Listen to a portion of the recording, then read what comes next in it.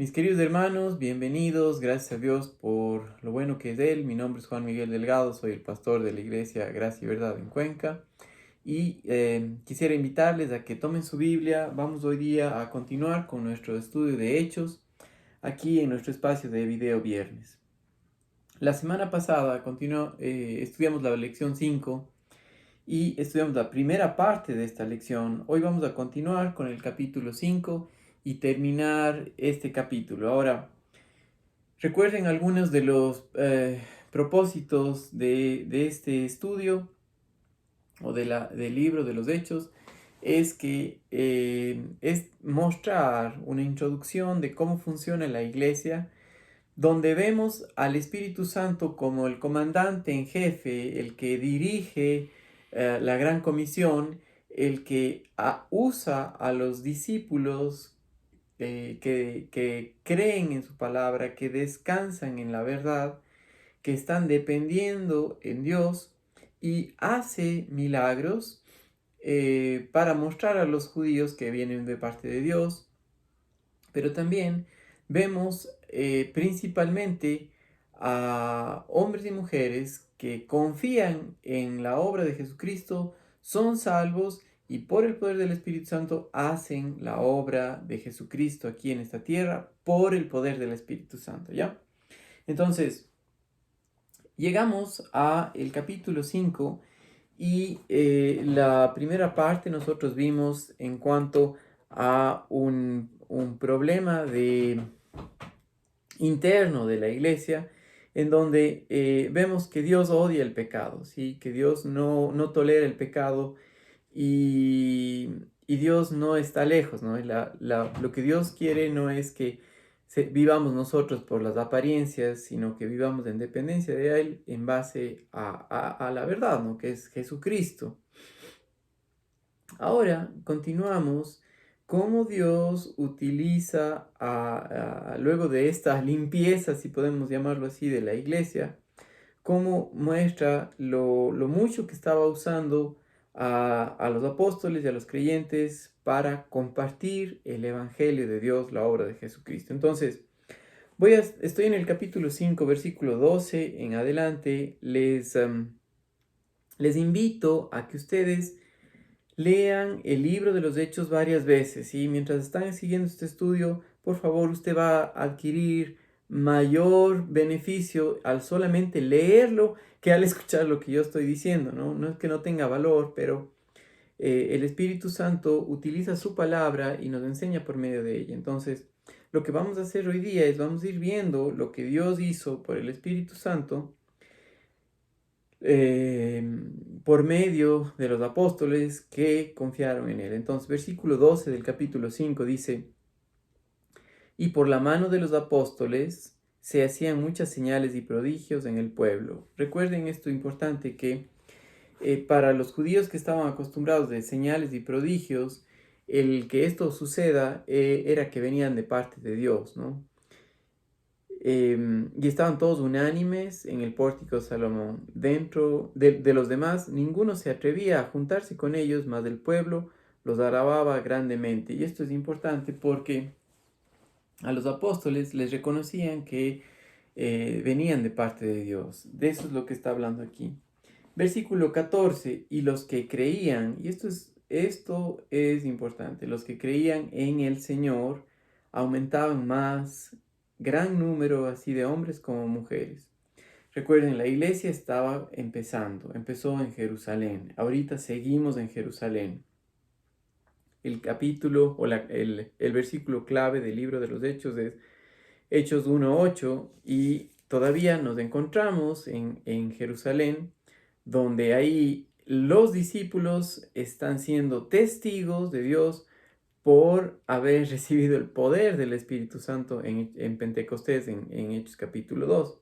Ahora, estamos viendo aquí ahora los apóstoles, donde vemos principalmente a Pedro y a Juan, ¿sí? Y como comandando esto, ¿no? Pero acuérdense que no es Pedro, no es Juan, no son los apóstoles, es el Espíritu Santo a través de ellos haciendo esta obra, ¿no?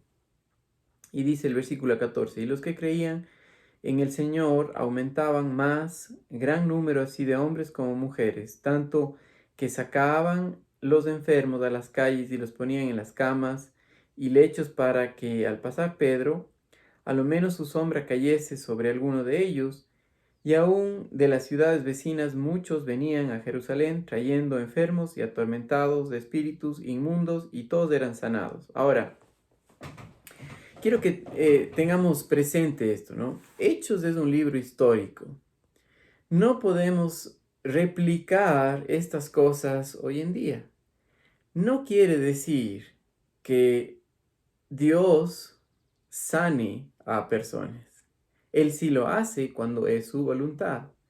Pero cuando no desea o no es su voluntad, a veces también la voluntad de Dios es que nosotros pasemos por dificultades y aprendamos por medio del sufrimiento, por medio de situaciones difíciles. Entonces, no siempre esto pasa, y esto, recuerden, estaba dirigido a los judíos. Ahora, muy importante,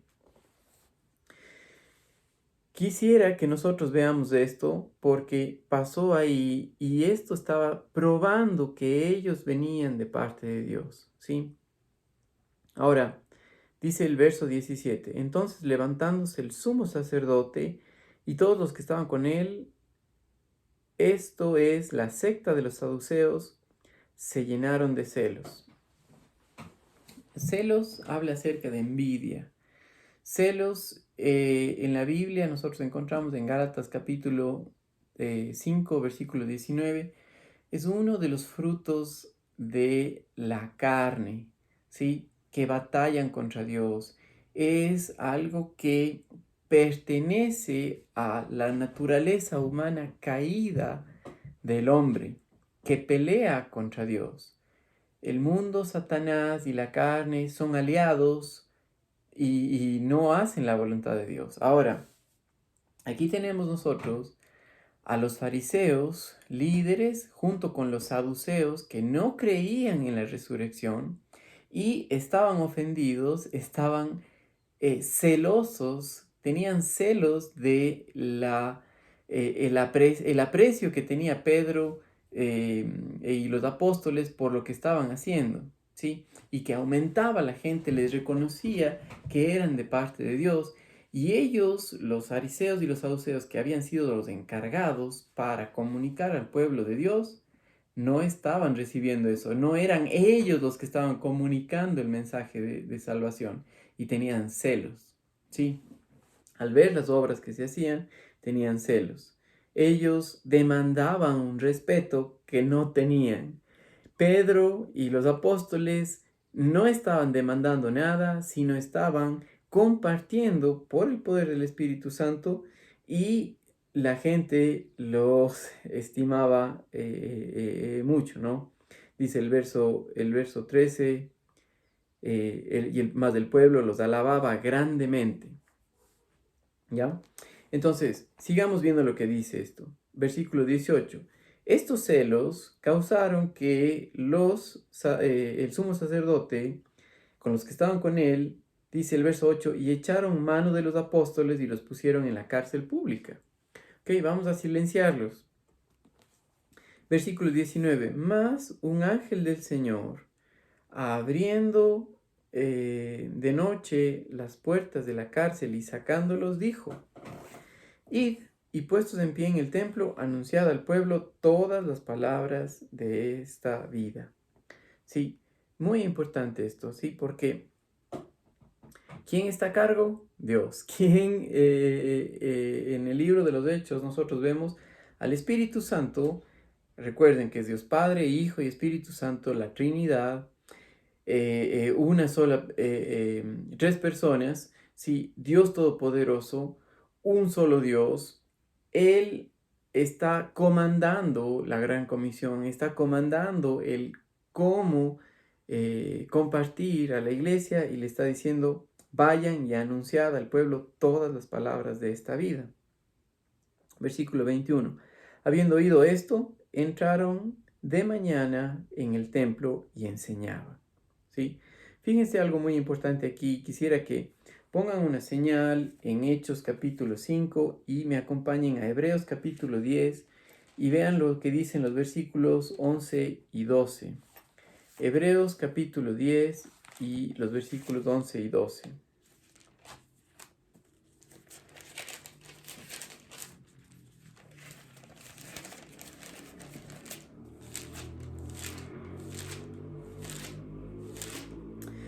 Dice lo siguiente en Hebreos capítulo 10 y el verso 11, dice, y ciertamente todo sacerdote, y ciertamente todo sacerdote está día tras día ministrando y ofreciendo muchas veces los mismos sacrificios que nunca pueden quitar los pecados. Pero Cristo, habiendo ofrecido una vez y para siempre un solo sacrificio por los pecados, se ha sentado a la diestra de Dios. Ese era el mensaje que Pedro estaba compartiendo ahí en el templo, ¿sí? Que ya no era necesario los sacrificios porque el sacrificio de Dios ya fue sacrificado en la cruz. Cristo Jesús fue aceptado y ahora estaba sentado a la diestra del Padre. El Señor Jesucristo sentado a la diestra del Padre. Entonces, por eso él decía de esta manera, habiendo oído esto, entraron de mañana en el templo y enseñaban. Entre tanto, vinieron el sumo sacerdote y los que estaban con él y convocaron al concilio a todos los ancianos de los hijos de Israel y enviaron a la cárcel para que fuesen traídos. Pero cuando llegaron los alguaciles, no los hallaron en la cárcel, entonces volvieron y dieron aviso, diciendo, por cierto, la cárcel hemos hallado cerrada, con toda seguridad, y los guardas afuera de pie ante las puertas, mas cuando abrimos, a nadie hallamos adentro. A nadie hallamos dentro. Cuando oyeron estas palabras, el sumo sacerdote y el jefe de la guardia del templo y los principales sacerdotes dudaban. ¿Quién estaban ahí? El sumo sacerdote, el jefe de la guardia del templo y los principales sacerdotes dudaban en qué vendría a parar todo aquello. Pero viniendo uno les dijo esta noticia. Enseguida tienen la información de alguien que les cuenta lo que pasó. He aquí, los varones que pusiste en la cárcel están en el templo y enseñan al pueblo. Entonces fue el jefe de la guardia con los alguaciles y los trajo sin violencia. ¿Por qué? Porque temían ser apedreados por el pueblo. Cuando los trajeron, los presentaron en el concilio y el sumo sacerdote les preguntó, diciendo, ¿no os mandamos estrictamente que no enseñases en ese nombre? Y ahora habéis llenado a Jerusalén de vuestra doctrina y queréis echar sobre nosotros la sangre de ese hombre. Lo que estaban diciendo, nos están acusando otra vez que nosotros les matamos a Jesucristo, ¿sí? Los romanos, fue por los romanos que fueron crucificados, pero fueron el sumo sacerdote, los fariseos, quienes pidieron hacer eso, ¿no? Fue el hombre pecador que puso a Jesucristo ahí en la cruz. Fue usted y yo quienes pusimos al Señor Jesucristo en esa cruz. Sí, y si no llegamos al punto de entender que nosotros fuimos los causantes de su muerte, tampoco entendemos el perdón que Dios nos dio por hacer eso. Estos fariseos, no creyeron al mensaje del Señor y en lugar de arrepentirse, que quiere decir cambiar su manera de pensar, se enojaron y se defendieron, ¿sí? Pero Pedro no cambia el mensaje, Pedro no cambia lo que dice y fíjense la respuesta que él da. Respondiendo Pedro y los apóstoles dijeron, es necesario obedecer a Dios antes que a los hombres. Otra vez, recuerdan que nosotros habíamos visto eso también en el capítulo 4, donde Pedro les responde y él dice, no, vamos a hacer caso al Señor. Sí, fíjense, capítulo 4, el versículo 19 dice, mas Pedro y Juan respondieron diciendo, juzgad si es justo delante de Dios obedecer a vosotros antes que a Dios, porque no podemos dejar de decir lo que hemos visto y oído. Y aquí nuevamente él dice eso y más aún, fíjense cómo les declara abiertamente, ustedes fueron los que mataron a Jesús. Y dice aquí, versículo 29. Pedro y los apóstoles dijeron, es necesario obedecer a Dios antes que a los hombres. El Dios de nuestros padres levantó a Jesús, a quien vosotros matasteis colgándole en un madero. A este Dios ha exaltado con su diestra por príncipe y salvador para dar a Israel arrepentimiento y perdón de pecados. Y nosotros somos testigos suyos de estas cosas y también el Espíritu Santo, el cual ha dado Dios a los que le obedecen. Se fija aquí que nosotros encontramos a Dios, al Salvador Jesucristo y al Espíritu Santo, la Trinidad. Aquí, clarito.